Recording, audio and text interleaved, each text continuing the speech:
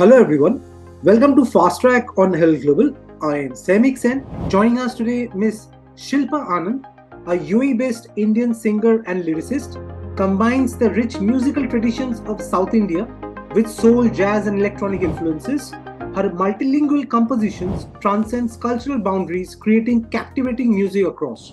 So, first of all, thank you so much for taking out this time for us. Welcome to Herald Global. Hi, thank you so much for having me. Okay, so let me begin by asking you what inspired your musical journey?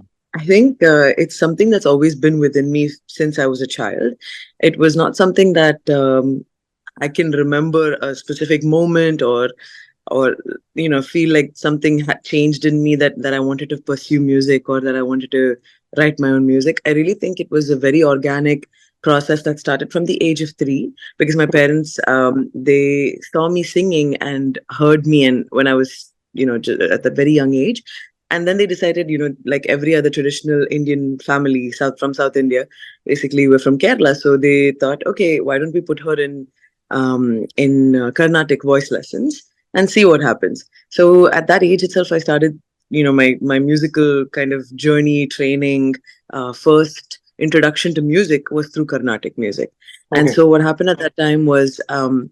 I think that starting from there and then going into like me singing more pop music and kind of Western music as a teenager, and then from there, it like performing on stages by the age of like I think by the age of 12, I was already on a stage, and feeling that rush, that sense of like incredible sense of purpose every time I sang.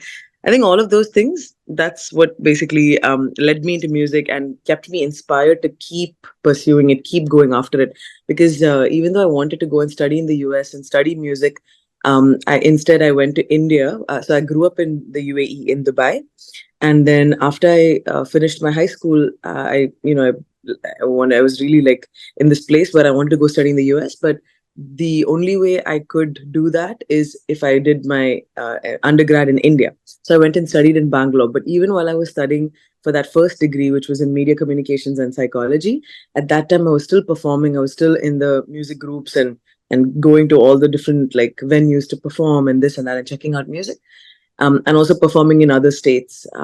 So it was just it was that feeling of never letting go. And then finally, towards the end of my education in Bangalore, was when Berklee College of Music from Boston came on a tour to India for Yes. auditions of students, potential students out there. And that was when that moment changed, where then I got in, I got scholarship, and then I convinced my parents. It took me a year, but then I moved to India after that. I mean, moved to the US, moved to Boston after that. And so yeah, it has felt like music has always been a part of me, part of my journey. It has kept me motivated no matter how much I wanted to give up, no matter how much I thought it wouldn't be for me or it's not the path, that I should do the stable path, or that I should do what society expects of me, these kind of things. But music has always been my backbone. It has been such a pivotal part of my existence. Sure. So I believe because of this kind of a journey, your music has a fusion of the South Indian Yes. traditional with like jazz and Yeah, electronic and everything. So please tell us absolutely. more about it. 100%. So for me, it was again everything. It's a journey, right? Like I've never had this sense of. It's not like as though I've had someone tell me this is what you need to do. I wasn't signed to a record label. I didn't have a manager. I didn't have a consultant or like some sort of mentor or anything. It was more of just a lot of trial and error, because I feel if you're taking this field, if you're in this path, you need to know that things keep changing, the rules keep changing. There is no 1 + 1 = 2. It's not at all scientific in that sense. And you need to the experience comes from just trying many things not working, and then figuring out what you really like and what you want to do. So as I was growing up, since I was studying Carnatic music, and then at the same time, like I said, I was also listening to and singing a lot of pop and jazz and R&B music as well. So I felt myself being pulled in many different directions, many different cultures. And while I was studying at Berkeley, I could see that people in the US wanted me to sing more Indian music. Well, when I would come back here for vacation and I would do some shows here, people would want me to sing more jazz, more Western styles. because they Okay. are like, okay, we've heard enough of the Bollywood, we've heard enough of the classical, do something different, you're doing Sure. something that's unique or something, so try that. That is more interesting to us, especially the younger crowd. So actually, when I graduated from Berkeley, at that time it was a decision that I had to make, because I was wondering, do I now stick to Western music and sing all the Western songs or write in Western styles, or do I do my own, stick to my own heritage only and completely try to just go into this style of music, either film or folk music, or write in Hindi or write in exclusively in my mother tongue, Tamil or Malayalam. So the thing is that at that time, I really, was at this like crossroads. So I decided, why am I trying to make a choice? Why do I have to do one or the other? Let me do Of course. both. So yeah, that's when the fusion, or the kind of like this style of music was born in a way, because I realized that I'm not able to, say this or that, but I want to kind of honor my heritage, my past, my motherland, my culture, and at the same time I want to honor, so in a way, my past and my present into what I believe is the future of music, in a way, because we're all mixed in every sense of the True. way. So this is how that style of music, of mixing genres, of mixing languages, and the style that I call like in the Indian soul, or East meets West, this is how it was born. Yeah.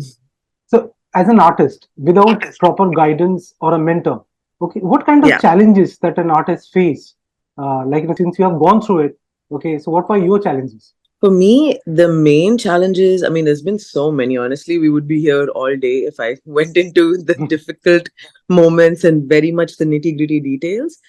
It has the challenge. The main challenge has been not giving up. I think the main thing is that, when you're doing this by yourself, and when you're kind of going, you have to keep going at it. You have to stay motivated. You can't believe, especially with social media. I think it's even more challenging these days, is because the world has become so much smaller, feels more connected, but actually more disconnected in that sense. So constantly we are comparing ourselves to other people, to other trending kind of artists, and then wondering, why it's not happening for me, or am I not good enough? So I think the main challenges are very much psychological, is like to be able to, jump through all these hurdles and still feel good about yourself, and still wake up the next day and continue doing what you're doing, without, when you don't know when where your next paycheck is coming from sometimes. I think a lot of the times, it feels daunting, it feels exhausting, and it can really take a lot out of you, and that's why I feel music has been such a huge part of my life, because of the fact that it has really made me feel like, it has not let go of me. I have given up on it many times, on music, but it sounds very cliched, or it sounds very Means you didn't give up cheesy on to you. say. Maybe, but I just feel like it has always made me feel like, okay, just write one more song, or just write one line, and that, gets me hooked again, and I'm back at it. And one song later, I'm writing three more songs, and then another album. So I think that at the end of the day, the challenge is to just keep going. And mainly for me, it was also navigating different markets, because when I was living in the US, when I was living so once I finished in Boston studying at Berkeley, I moved to New York, and I was living in Brooklyn. So that was a very tough time of my life, because it's such a hard hustle there. You really have to be at the top of your game, but at the same time be seen everywhere, but at the same time you're having to make rent, and it's not always that the bills are being Of paid course. when you're an up and coming, and getting started, getting your name going around. So I think the main challenge for me at that point was just making sure that also my music is heard by the right people, because what's happening, or what has been happening and still is happening, is that because I'm not doing one specific genre, it's not like, okay, I'm doing only jazz, so I can only pitch myself to jazz booking agents or jazz clubs or jazz festivals, because I'm doing this mix situation. So what's happening is that sometimes it feels like, to them, I think it feels like, oh, she's not here or there. So we're not able, like, very much the purists of certain styles of music will then kind of exclude me from that space, from those audiences, from those ears. So I felt like I was losing a lot of opportunity because I was not conforming. But that Okay. didn't stop me. At the end of the day, I didn't want to change my voice or change who I am just to be able to get some opportunity. It was like, if you want to hear me as I am, then I am available. If not, I will wait. I will work hard. I will hustle. And someday, the right people, the crowd, the right audience, the right ears will find me. So I think that these are the challenges of basically convincing yourself, consoling yourself, still experimenting with all these different methods of how to be heard and seen, and to be, and you're also investing a lot in yourself when you don't have Sure. outside investors, or so it takes a lot out at the same time. It's like having a baby, in a sense. It really is, because you're constantly putting back into yourself, and you have to feel like it's all worth it. Otherwise, it can really, you're going down a very slippery slope, which I have gone down many times. But I've come back up, and I think that's the part of the journey, and that's what's keeping me going as well, because I've seen so many dark moments that I appreciate the light, and I know that they are still up ahead, but I'm ready to face them, having this much experience with it. And the challenge is really just to be able to, get through the day and get to the next day, and to keep going and not give up. Okay. So Yeah. fusion and mix. Okay, these are primarily unconventional. It's basically very customized and individualistic when it comes to music itself, to my Yeah. understanding. Okay. Yeah. So, what are your references for the research? How do you Hmm. research? Like, this is what is going to work. Okay, let me try this. Right. So to be very honest, it's a great question, but I don't have an answer for this, because there's one thing I've realized is that maybe now, in this time that we're in the past few years, maybe past 3 years or 2 years even, more and more fusion artists are coming up. There's more scope, there's more space, more voices are being heard. Probably these people were also around just like me. I've been doing this for the past 10 years. But it's just that we are getting seen and heard now through the algorithm, through these streaming platforms, and just that audience is also looking for something different. So I think at the time that I was actually creating this, there was no reference. It was more just like, I think I would, always credit kind of my initial inspiration to A.R. Rahman sir, just because he's the most unconventional. And especially as a child, listening to that style of music, listening to these different voices, listening to these different styles being meshed into, what we're listening to in films and stuff, it was Very true. definitely a sense. Yeah, it was a source of inspiration. It made me feel like this is the kind of music I want to create. But then growing up and listening to all these, and like listening to classical music like Sumati, Sudha Raghunathan, and Bombay Jayashree, and then at the same time listening to Nora Jones and Erykah Badu and Nina Simone and Ella Fitzgerald. So all these different voices have definitely are my references. They are what has shaped me, shaped my sense of musicality, sense of artistic kind of inspiration in that sense. So I think, and especially now, I see there are more and more artists like Priya Raghu, and like Rajakumari, and yeah, all these different acts that are coming up that are more fusion based. So there are these would also be in a sense my references, but more as like okay, I'm on the right path, not like I'm listening to them and I'm like, I want to create this, because they are all such different voices. So it's more of just like these kind of artists, like Hiatus Coyote is one of my favorite bands. James Blake is an incredible artist that I follow and love as well. So these people also do the same thing of not the same style of mine, but kind of fusing different artistic influences that they love. So that has given me the courage, and also just kept me going on my path of, this is this is what I sound like, this is who I am, um and this is what feels right to me. Sure. So these would be my kind of artistic references, but I don't think there's anyone doing exactly what I'm doing. So it's very tough to kind of have that as a specific. That's why I said there's no formula. Everyone is just doing their best. Just following your And then we heart, see. basically. Exactly. So when I sit down to write, also, there's no specific like, oh, I want to sound like this person. I want to sound like this song. This is the style I'm trying to. I really just, when I'm in that moment, I'm like, okay, what do I want to? What language is coming out of me? Is it, do I want to write this in Tamil?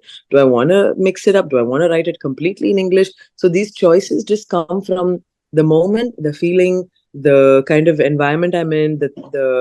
If it's a moment that requires it to be completely sung in English, the words are coming out, and the emotion is this way, then I express it in that way, and then I try to find a way to create the track around the mood, Sure. and the kind of message. Okay. So please tell us about your debut EP, Indian Soul.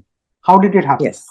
Wow. So this one actually, I was writing it already when I was graduating from Berkeley. So it was towards the end of my time there, around end of 2013, beginning of 2014 was when these songs were getting created, were getting released out of me into a piece of paper, and it was a huge process because it was a transition moment of my life. It was a huge upheaval. I had moved to the US 3 years prior to the time, and was just getting started, to with like used to the people there and the culture and everything, and then to move to New York, which is Boston is a very very much student kind of friendly Yes. city, very much safer, much more cleaner. In every way, it is like it's a perfect little city. And then I was in school there, so it's like that feeling of you go to class, you have a routine, you get grades, you have you get instant gratification from people clapping at shows, or like you go to your teachers are giving you valuable feedback, you have access to everything. And then moving to New York, where that was a very very different and challenging and amazing at the same time, very it's just a crazy time of my life, because it was like I'm living now in the real world. Like no one is there, no schedule, I need to put that on myself. No one is there telling me what to do. It's I'm not bound by oh my god, I have to do this because I have to graduate. It was like, this is my life now, what am I going to do with my time? So at that time, the kind of also just the experiences of as I was saying, because I was mainly writing original music, and then more opportunities usually come when you're singing cover songs or when you're singing the hits. True. So I feel like a lot of my music was also informed from that. The themes are coming from like not belonging, not feeling like I fit in, not feeling like I'm finding my place, my voice, who am I as a person. Because especially I identify as Indian, but I grew up in the UAE. Then I've lived in India for a little bit to study. Then I moved to the US. I was feeling many of these cultures coming in through my music, but at the same time, also for myself as a person, it was also like talking about that identity crisis through my songs. So the Indian soul was really born from a place of just figuring out who I am, what I'm trying to say, who am I as an artist, and all the songs reflect that time of my life 100%. Okay, Yeah. so tell us about your latest album, Reproduction. What message, you're trying to convey through it? Message or theme? The main theme is definitely empowerment. Now, this empowerment can be seen in many different ways. As a woman, as someone who is coming from a predominantly patriarchal society, still, and even though we're fighting for our rights and fighting for equality and fighting for a place at the seat at the table, I think my main voice and who I'm speaking to, if you have to like really bring it down, my target would be women and people who identify as women. So that has been always kind of my message, my theme, what I stand for has always been women empowerment.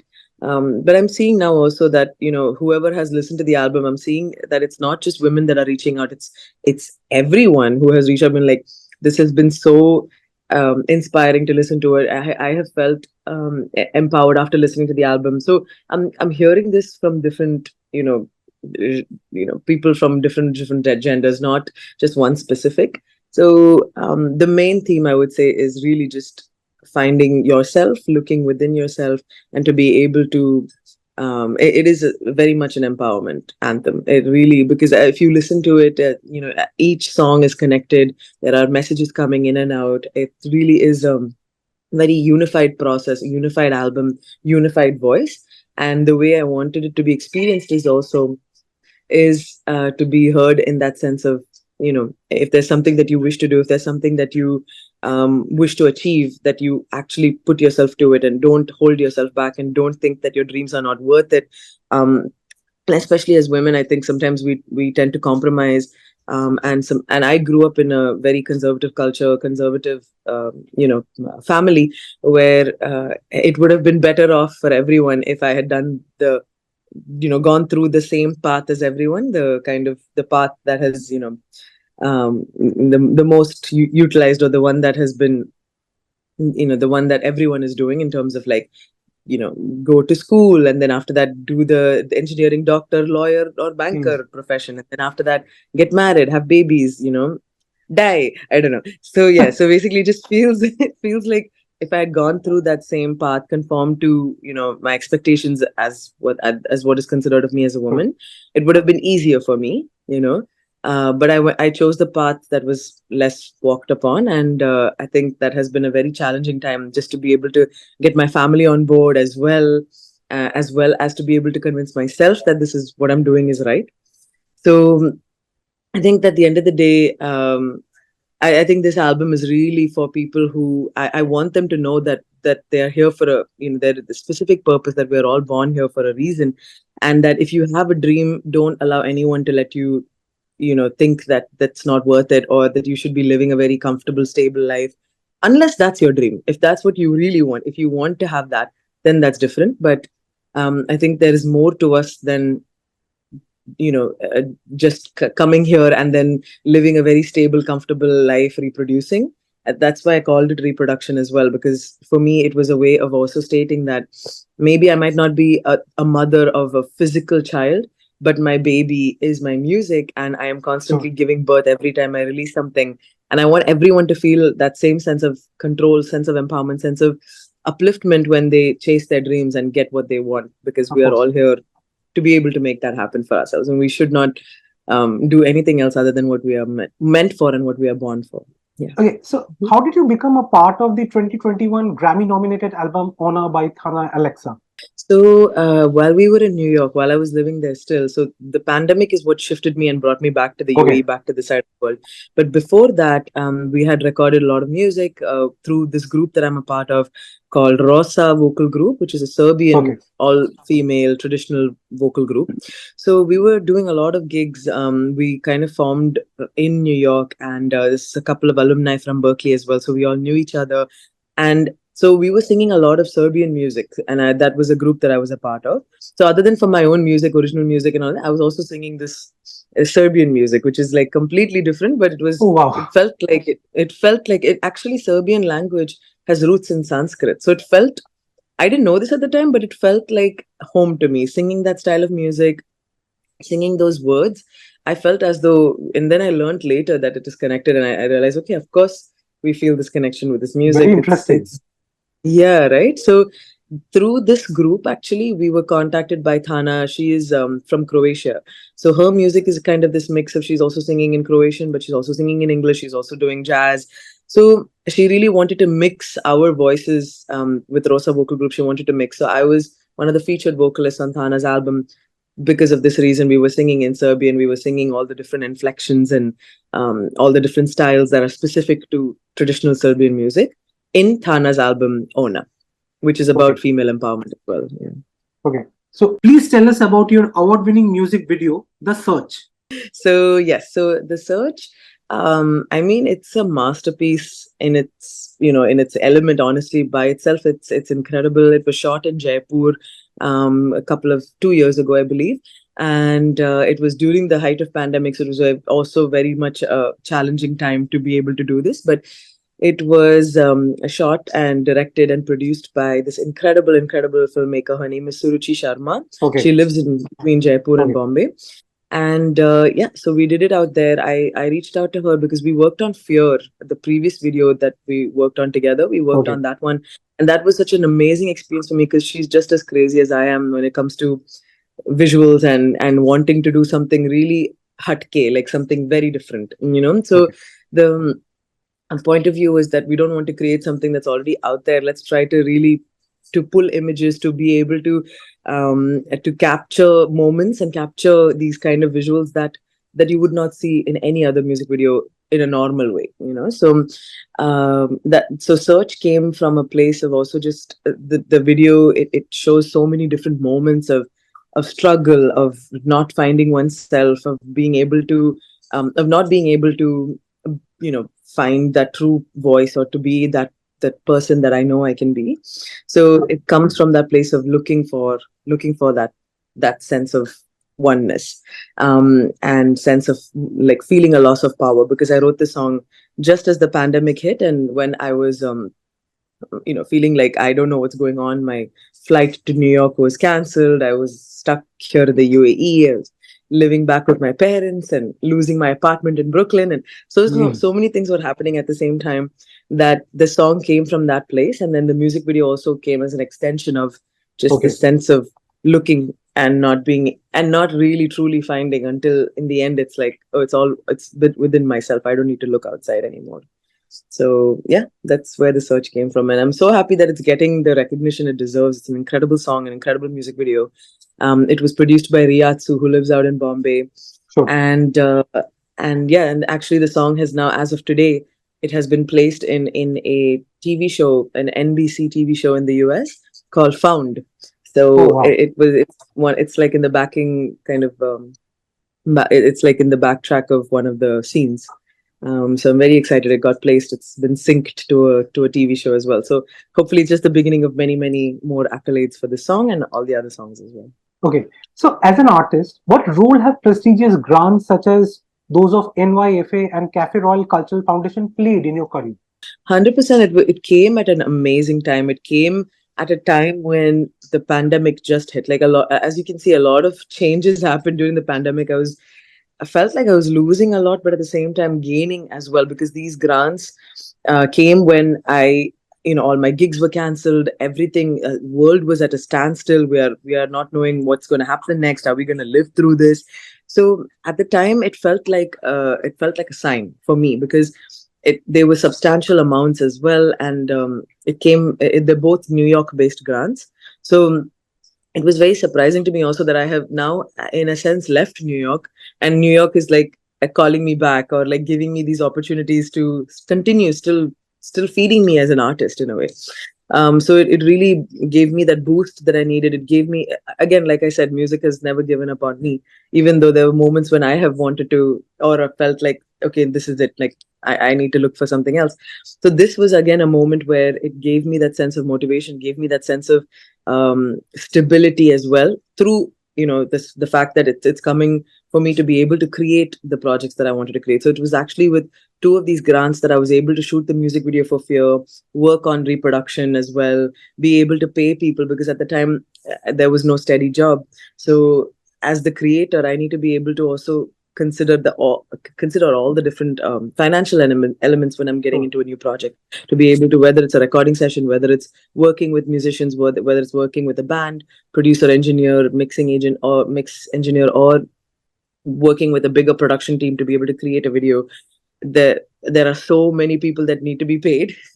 So the grant was it was a huge like boost to be able to continue and not give up, and to be able to actually make those dreams come true. So it's huge. I think it helps a lot when you have those kind of moments.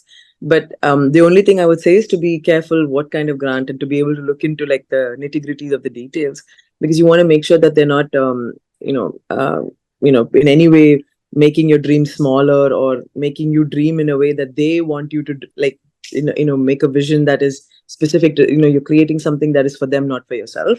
And then you're also stuck with these specific deadlines that, as an artist, you need to have the freedom also to be able to do something, not just because there's a deadline, but because the time is your own. You have to create from that space of freedom, of sense of time. So luckily both these grants were quite open in that sense, that they went with my vision because of the thing that I was creating. So I was able to not have too many restrictions made upon the final kind of just like the expression of what was created in the end.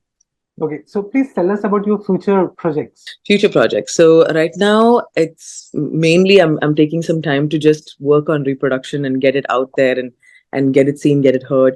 Of course, there are a couple of things still, in the pipeline being worked on. I have a couple of projects which I can't really speak about right now because it's still happening. Of But course. I'm working on a few songs with people out, more producers out in India, because I want my music to be seen and heard there. Seems like a good amount of following in the US and also in Europe. But now I want my audience and my own people to be able to know who I am and to hear my music. So I'm working on with a couple of musicians, some producers out in India as well, and yeah. So that's basically what's in the works. A couple of new singles, and then other than that, really just working on hopefully setting up a tour and setting up more opportunities for my latest released to be heard, because it came out at a time when the war was brewing and the whole Hmm. conflict up in Gaza, and I feel like I've not had a chance to really put it out yet, because I was not feeling good about posting when there's so much, Yes, true. and still is. Yeah. So I was feeling like the timing of it has not been great, but it's okay. It may with all of my music, I think still people are discovering Indian soul. So it'll take maybe a few more years, but I'll be releasing music regardless, and people will still keep probably discovering these songs, discovering these albums.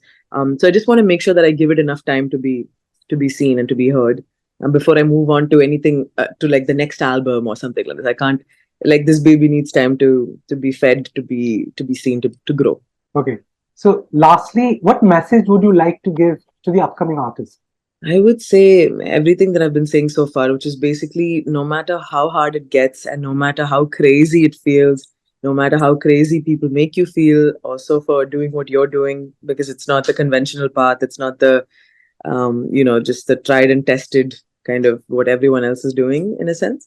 I think the main thing I would say is to not give up on yourself, to not let go. If the universe is giving you signs, and if it's similar in the case where you are trying to even let go of it, but that art form, that calling is not stopping, it's not letting go of you, it keeps calling you, then you know that your path is a specific, you were meant for something. So I think at the end of the day, to everyone out there, I would say, find ways to keep inspiring yourself, like figure out what it is that you need, so that when those days are extremely difficult, you don't completely let go, you don't just spiral and lose everything you have worked so hard for.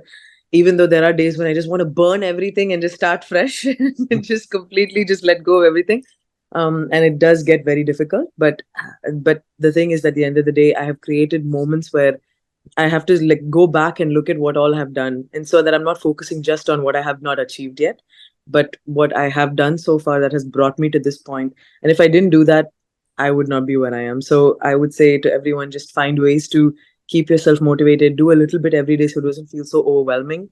And most importantly, if this is what you're meant to do, then there's nothing else that will make you happy. So go after it, chase your dream, make that dream a reality, and you will feel that sense of complete happiness, complete sense of satisfaction, achievement, success, even if it's the smallest thing. So don't give up. Very beautifully put. Thank Okay. you. So, Shilpa, thank you so much for taking out this time. It was lovely, lovely talking to you. Thank you so much. Have a Thank you. beautiful day. You too. All right. Thank you so much. Bye Thank you. bye. Bye.